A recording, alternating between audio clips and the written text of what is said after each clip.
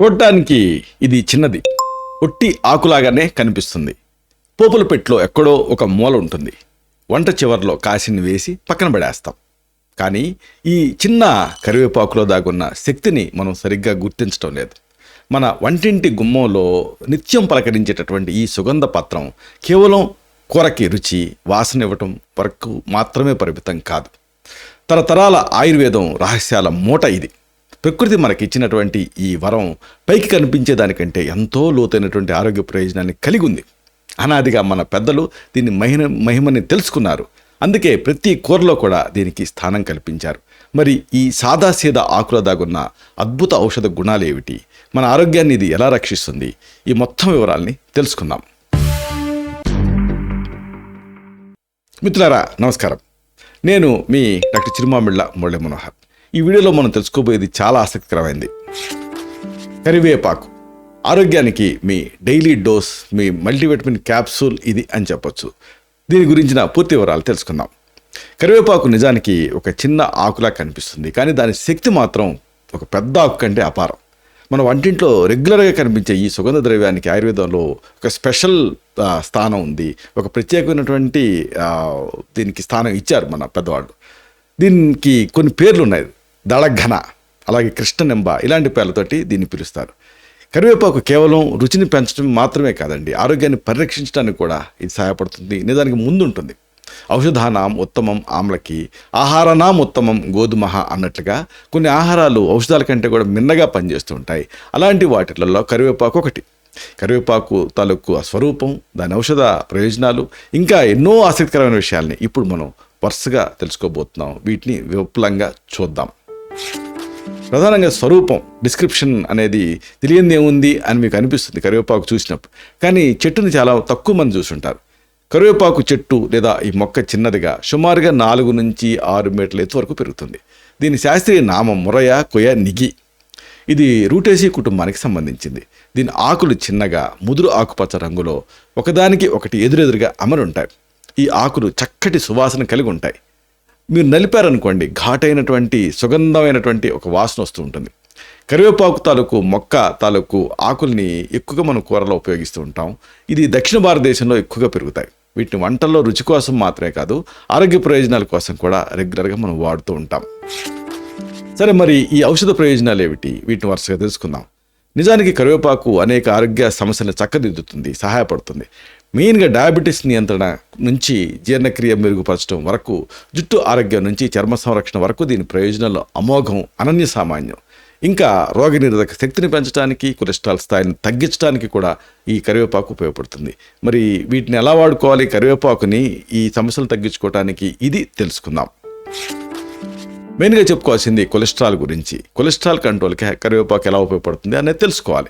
అసలు కొలెస్ట్రాల్ ఉందా లేదా ఎలా తెలుస్తుంది అంటే, నిజానికి ఈ కొలెస్ట్రాల్ పెరిగినప్పుడు ఎలాంటి లక్షణాలు కనిపించవు, కానీ ఇది గుండె జబ్బులో వచ్చే ప్రమాదాన్ని పెంచుతుంది.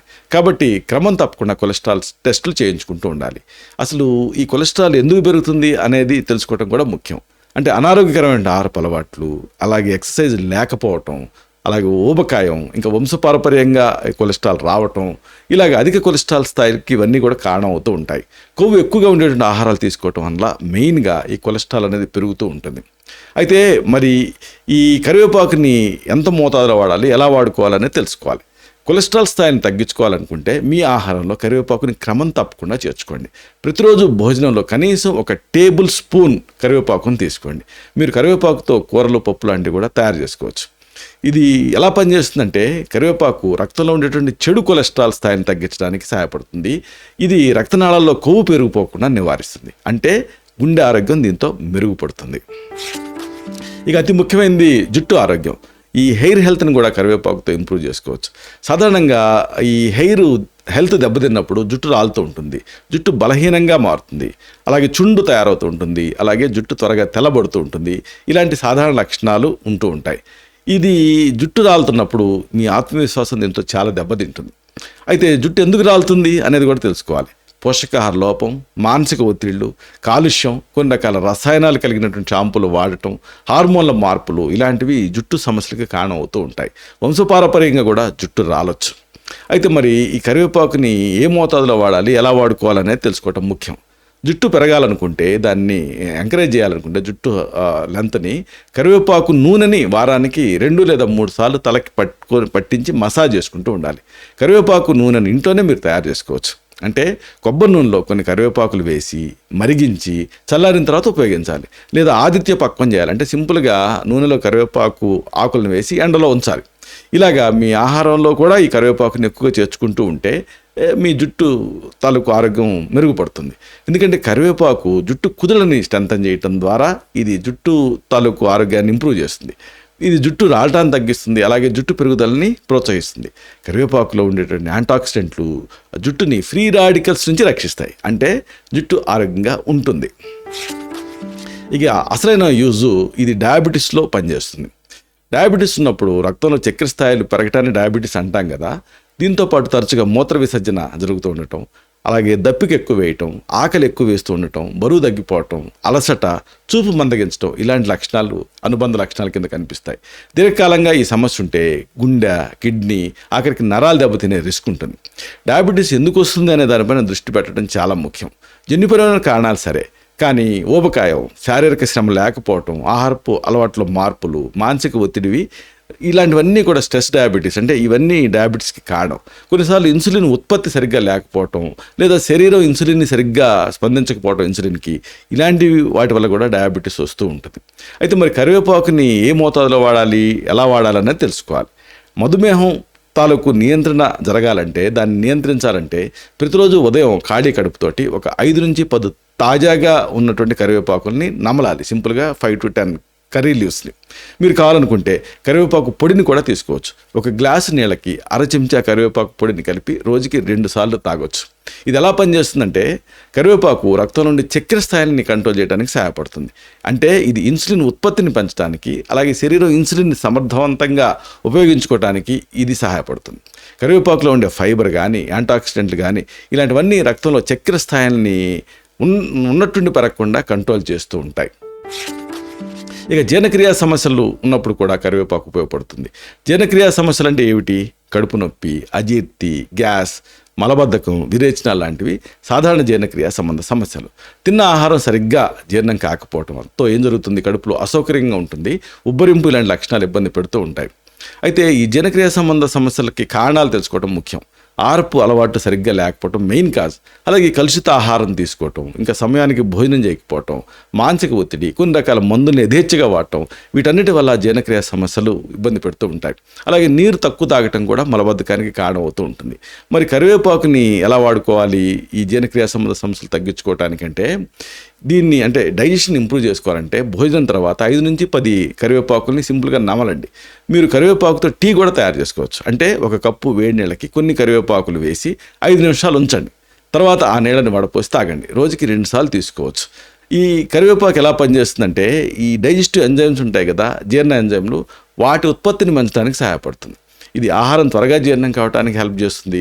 కరివేపాకులో ఉండే ప్రత్యేకమైన సమ్మేళనాలు కడుపులో గ్యాస్ ఏర్పడకుండా నివారిస్తూ ఉంటాయి. అలాగే మలబద్ధకం సమస్యను కూడా తగ్గిస్తాయి. ఇక చర్మపు ఆరోగ్యం కాపాడుకోవడం అనేది పెద్ద ఛాలెంజ్.